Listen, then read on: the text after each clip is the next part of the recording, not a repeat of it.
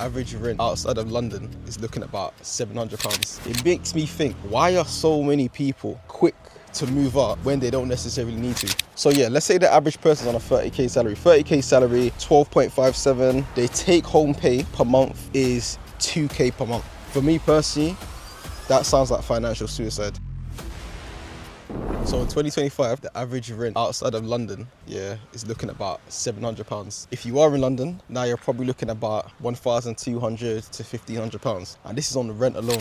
So now it makes me think, why are so many people quick to move up when they don't necessarily need to? So if you're paying, again, obviously I'm from London, so obviously I'm gonna talk from London. You're paying £1,200 or £1,500 to rent when you have the possibility of staying at home, yeah, spending less. Does it actually make sense to really move out? And the thing is, I know a lot of people are gonna say the main reason why they move out is for independence. They wanna be more independent. They don't wanna rely on parents or whatever. But really and truly, is it really the smartest thing to do? Obviously, I know everyone's case is different. I know that there's some people who obviously don't have a relationship with their family member that causes them to move out early. I hear that. But even with that, me personally, if that was the case for me, I would rather move in with one of my friends and we split the rent, rather than just find an apartment or whatever, be paying a lot of money just for the sake of moving out, you know. So I think a lot of people, especially in 2025, I think a lot of people, they're gonna make themselves struggle even more. So yeah, let's say the average person's on a 30k salary. 30k salary, taxable income, 12.57. If somebody's on 30k a year, their take home pay per month is 2k per month. And again, this is the average person. I know there's so many people who might be on more, there might be people who are on less. But if somebody's on 30k, yeah, their take home pay is 2k per month, or just over, under 2.1 per month. Now let's say they're renting in London, which is now £1,500. They have £500 left. This is not even including the food that they need to eat. This is not even including the bills that they're gonna need to pay as well. This is not including their car insurance that they're gonna need to pay as well. So on £2,000 a month, £2,000 take home, you now decide to live by yourself. For me personally, that sounds like financial suicide. It doesn't make sense why somebody would now leave their home, if they had the choice to stay, just for the sake of independence. In all honesty, I feel like a lot of people, the main reason why a lot of people are so quick to move out is because they wanna, if you're a guy or whatever, the thing is, I can't even say flex because I know not everybody wants to flex. However, I do feel like a lot of young people, the reason why they really wanna move out is because they wanna show everyone that they can move out and they have the money to move out. And let's be honest, a lot of people are in that stage. Of course, I know it's not everyone, but there's still a lot of people who are in that stage where they're like, you know what, I'm working, I've got a decent car, I want to bring things around, or whether I want to show people that I have my own space, or whatever, so they're so quick to move out. But really and truly, it doesn't always make sense for people. And in the example that I just gave right now, if somebody's making 2k per month and they're now renting in London, basically all your salary's going on rent. And the thing is, for me as well, I also think if you can't afford to rent in London, then why don't you just move out? There are so many places outside of London where the rent is significantly cheaper. If we're looking in Essex, if we're looking in Kent, and really and truly transport links into London is only getting better and better. So again, I guess it's financial illiteracy as to why so many people are making wrong choices, because it's going to be them same people that are complaining, saying they don't have enough money to do this, they don't have enough money to do that. You know, so for me, I think it's just crazy, man. And again, obviously, I'm not talking about those who are in situations with their family where they have to move out. But for me personally, I chose to wait.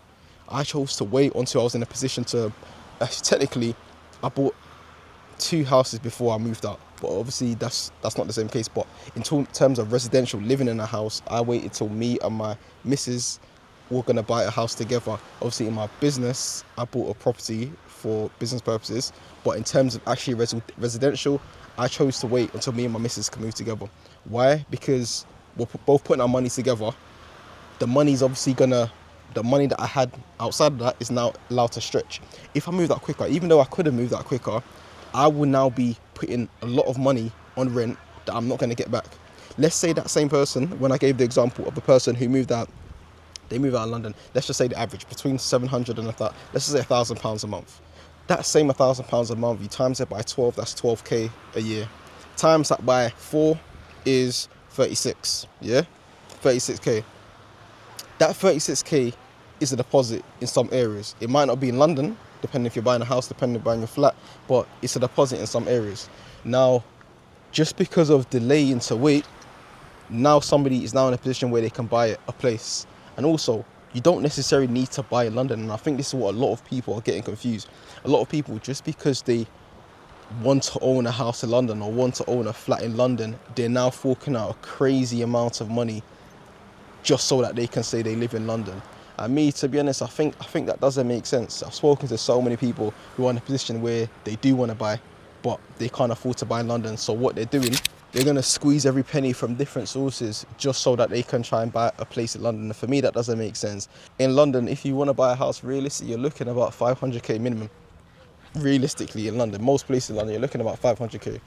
So if somebody's looking at a house that's 500k, deposit, you're looking at about 50k. So the stamp duty on a 500k house is 10k.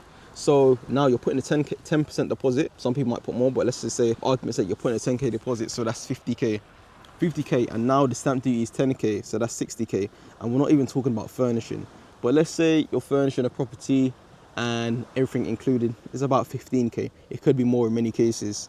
And sometimes some houses are more older style. So you're now on 60k plus the extra 15k, that's 75k. You're now putting 75k towards a house just to say it's a house in London, yeah? And that, let's just say that's a 3-bed house in London. So that's costing you 75k. A lot of people do not have 75k to put down for a property.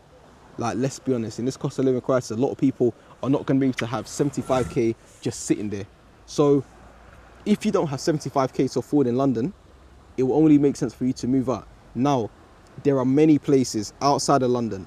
Fair enough, you might not want to live just on the outskirts. Some people might want to move even further away from London. That will allow their money to stretch. But let's say you're even buying a 3-bed house for 300k. Again, there are many places where you can buy a house for 300k. If you don't know where, just look on Rightmove. 300k, 3-bed house here. 10% deposit. Tax, stamp duty, I believe. So we're on 30k. So a 300k house, 10% deposit, that's 30k. Now we're gonna check stamp duty on this one. Stamp duty for 300k house is 0. So you're not paying anything on on a house that's 300k. So you're on 30k. Cool. Let's just say the same renovation is 15k. You're on 45k. So now you're going from 45k to 75k just because you decided to move out of London. That extra 30k. And for a lot of people, that extra 30k, that could be 2 years of saving. So I think a lot of people need to understand that you don't have to only live in London, especially if you can't afford to live in London. And also, even when it comes to renting as well, you don't even need to only rent in London. Because again, if you're looking at London, an average rent is 1.2 to 1.5. Outside London, on average, you're looking at about £700. Significantly, you're saving a lot more.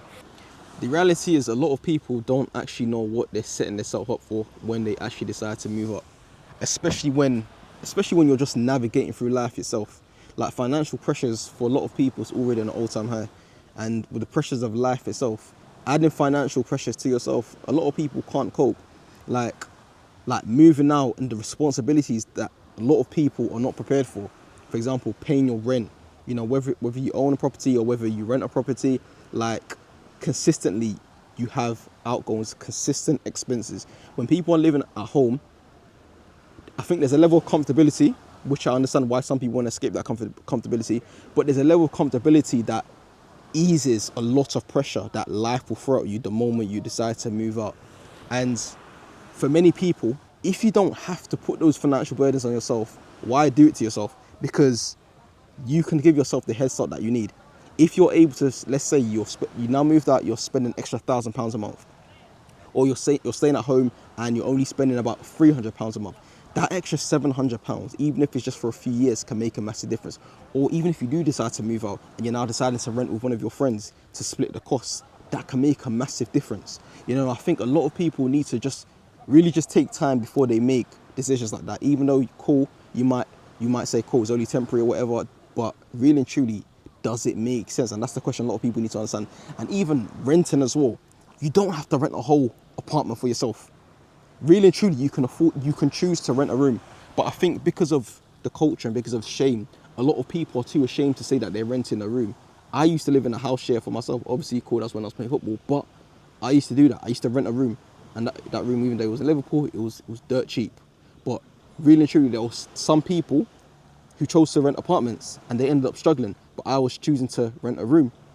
Like, I feel like a lot of people need to understand what the bigger picture is. And I think when it comes to financial literacy, it's a shame that I feel like the culture has made things backwards, whereby if somebody's renting a room, they're dumb for renting a room, they're broke for renting a room. But really and truly, sometimes it's actually just about being smart. Sometimes it's really just about thinking about the bigger picture.